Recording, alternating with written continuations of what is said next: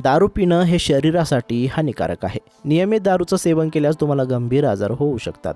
शिवाय जर तुम्ही नैराश्यात असाल तर दारूपासून 4 हात लांबच राहा. अन्यथा तुमच्यासोबतच तुमच्या कुटुंबावर देखील त्याचा विपरीत परिणाम होऊ शकतो, असं वैद्यकीय तज्ज्ञ आणि मानसोपचार तज्ज्ञ सांगतात.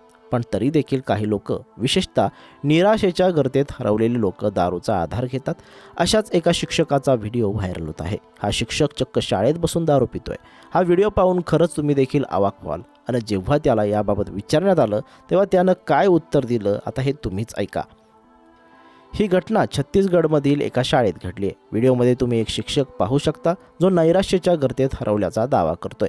त्याच्या डोक्यावर इतकं टेन्शन आहे की त्यानं थेट बाटली उघडून शाळेमध्येच दारू पिण्यास सुरुवात केली.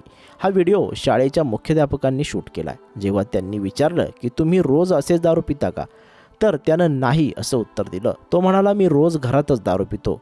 आज चुकून मी शाळेत दारू पिऊन आलोय. काय करू, डोक्यावर खूप टेन्शन आहे.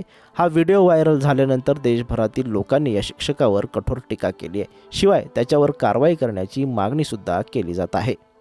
शिक्षक हे मुलांचे गुरु असतात. ते आदर्शस्थानी असतात. आयुष्यात कितीही संकट आली तरी त्यांच्याशी 2 हात करण्याची शिकवण शिक्षक देतात. पण हा शिक्षक तर जे काम मुलांनी करू नये तेच काम त्यांच्यासमोर करताना दिसत आहे. खुद्द शाळेतच बसून दारू पितोय. त्यामुळे अर्थातच या शिक्षकावर कठोर कारवाईची मागणी केली जात आहे.